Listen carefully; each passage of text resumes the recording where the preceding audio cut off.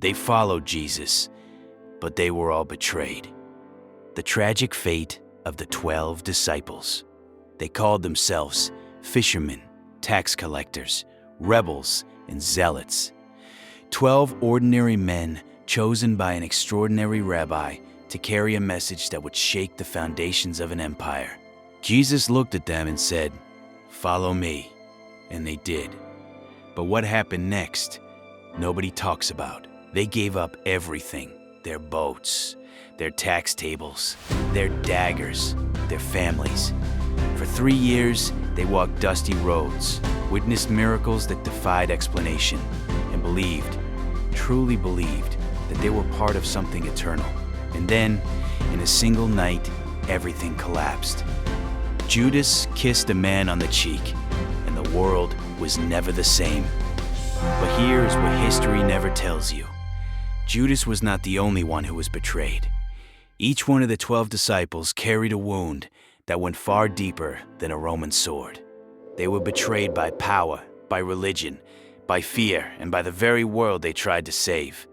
This is their story. Judas Iscariot. The name alone makes people flinch. For 2,000 years, he has been the symbol of ultimate betrayal. 30 pieces of silver. That was the price of the Son of God. But who was Judas, really? He was not a fool. He was the treasurer of the group, a man trusted by all 12. Some scholars believe he was a passionate nationalist who expected Jesus to lead a military revolution against Rome. When that revolution never came, when Jesus spoke of a kingdom not of this world, something inside Judas broke. He did not just betray Jesus. He was betrayed by his own vision of what the Messiah was supposed to be. The Gospels say he threw the 30 coins back into the temple and went out and hanged himself. Matthew 27:5. He died consumed by a guilt too heavy to carry.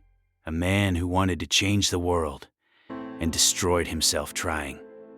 Peter, the Rock, the first pope, the man Jesus renamed and rebuilt from the ground up. But before the church, before the keys to the kingdom, there was a courtyard in Jerusalem and a fire. And a servant girl who looked at Peter and said, "You were with him, weren't you?" And Peter opened his mouth and lied. 3 times.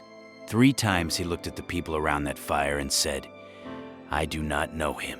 The rooster crowed, and Peter wept bitterly. Luke 22:62. That sound, a man weeping in the dark after betraying the person he loved most. That is not the sound of a saint. That is the sound of a human being confronting the worst version of himself. The betrayal of Peter was not dramatic. It was quiet, cold, and done out of pure survival instinct. And that is what makes it devastating. Andrew was Peter's brother, the first disciple ever called. While Peter became the face of the early church, Andrew disappeared into the corners of the ancient world, into Greece, into the Black Sea regions, into the territories where no other apostle dared to go. He carried the message alone, with no army and no institution behind him. Tradition tells us he was crucified in Patras, Greece, on an X-shaped cross, what we now call the St. Andrew's Cross. The Roman governor Agias ordered his execution because Andrew had converted the governor's own wife to Christianity. They say Andrew preached from the cross for 2 full days before dying. He asked not to be crucified in the same way as Jesus, feeling unworthy. The world gave Andrew 2 days of agony as his reward for a lifetime of faithfulness. James, son of Zebedee, the first apostle to be martyred, the first one killed. Herod Agrippa had him executed by sword around 44 AD. Acts 12:2 records it in a single sentence, as if the death of one of the 12 original disciples was just a footnote. James had been there on the Mount of Transfiguration. He had seen Jesus walking on water. He had heard the voice from the cloud. And all of that ended with a sword, ordered by a king who wanted to please a crowd. His death was not poetic or dramatic. It was political. It was cheap. It was a warning to the others. John was James's brother, the beloved disciple, the one who leaned on Jesus at the Last Supper. The only one of the 12 who, according to tradition, did not die as a martyr. But that does not mean he was spared. Emperor Domitian reportedly had John thrown into boiling oil. When John emerged unharmed, the emperor panicked and exiled him to the island of Patmos instead, a rocky, isolated rock in the Aegean Sea. There, in that exile, John wrote the book of Revelation. One of the most terrifying and mysterious texts in human history was written by an old man abandoned on an island, the last survivor of the original 12, watching the world from a distance. His punishment was not death, it was something worse, outliving everyone he loved. Philip came from Bethsaida, the same town as Peter and Andrew. He was a practical man, the one who, when Jesus asked how they could feed 5,000 people, calculated the cost. 200 denarii would not be enough. Philip was a man who counted things, who measured reality. Tradition says he traveled to Phrygia, in modern-day Turkey, and was martyred in Hierapolis. Some accounts say he was crucified upside down. Others say he was crucified right side up but requested to be wrapped in papyrus rather than linen, again out of unworthiness to imitate Christ. A man who lived by logic and numbers ended his life nailed to a cross in a foreign land. The world he tried to reach killed him for it. Bartholomew, also known as Nathaniel. When Philip first told him about Jesus, Bartholomew asked, "Can anything good come out of Nazareth?" It was a cynical question from a man who had lived long enough to be disappointed by the world. But he went anyway. He saw, he believed, and he traveled farther than almost anyone, through Armenia, India, and Ethiopia. In Armenia, the king's brother accused him of converting his brother to Christianity. The punishment was severe.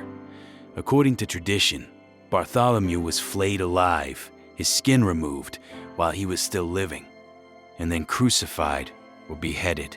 The cynical man from Cana who questioned everything died in the most brutal way imaginable for a faith he spent his life building. Matthew, the tax collector. In first century Judea, tax collectors were the most despised people in society. They worked for Rome, they overcharged their own people, and they were considered traitors by every Jew around them. Jesus walked past his tax table and said, "Follow me," and Matthew got up and left, everything. For Matthew, the betrayal came before he ever met Jesus. The entire world had already written him off as a collaborator and a thief. He spent his life trying to prove otherwise. He wrote one of the 4 Gospels.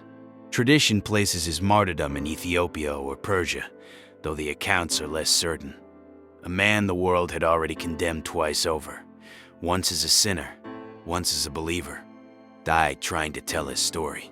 Thomas, the man who has carried that label for 2,000 years. After the resurrection, when the other disciples told Thomas they had seen Jesus alive, Thomas said, "Unless I see the nail marks in his hands and put my finger where the nails were, I will not believe it." John 22,005. People use his name as an insult. But think about what Thomas was really saying. He had watched the person he dedicated his life to get arrested, tortured, and executed. His entire world had collapsed, and now the people around him were asking him to feel joy again, to believe again. After all of that, Thomas was not cynical. Thomas was broken.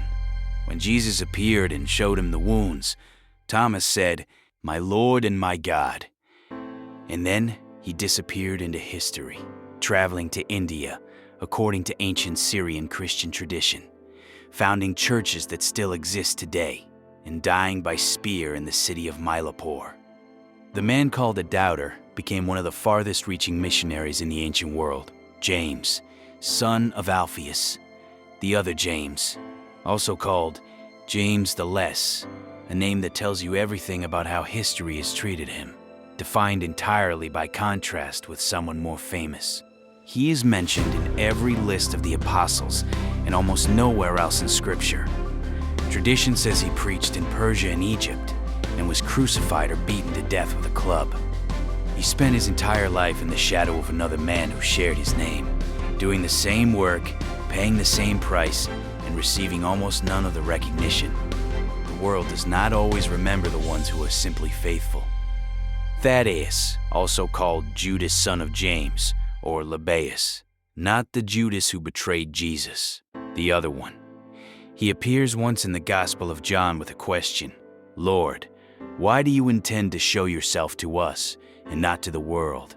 It is the question of a man who cannot understand why something this important is being kept so hidden, so small, so quiet. It is the question of someone who expected the revolution to be louder.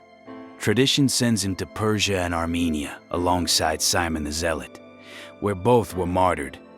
Thaddeus carried a question his entire life and went to his death, still waiting for the world to understand the answer. Simon the Zealot. Before he was a disciple, Simon was a revolutionary. The Zealots were a political movement. They believed in violent resistance against Roman occupation. Simon had probably held a blade in his hand and known what it was to hate with purpose. And then he sat down at the same table as Matthew, the man who collected taxes for the empire Simon despised. That table, that impossible, scandalous, political table, where a tax collector and a revolutionary broke bread together.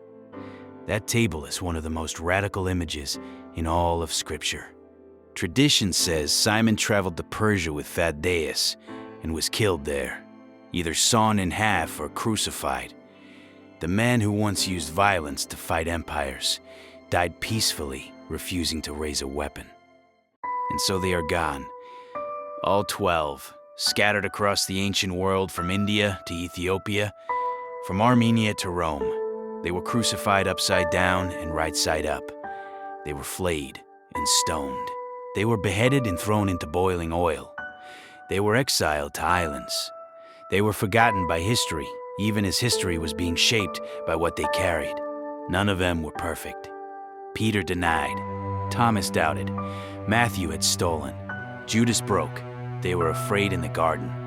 They argued over who was greatest. They fell asleep when Jesus asked them to stay awake.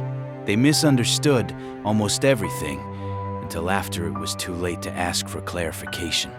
And yet, the message they carried crossed deserts and oceans without printing presses or social media, without armies or gold. It traveled on foot, by boat, in whispers in prison cells, in shouts in public squares. It cost every single one of them everything they had. The world that betrayed them is the same world that 2,000 years later still says their names. Make of that what you will.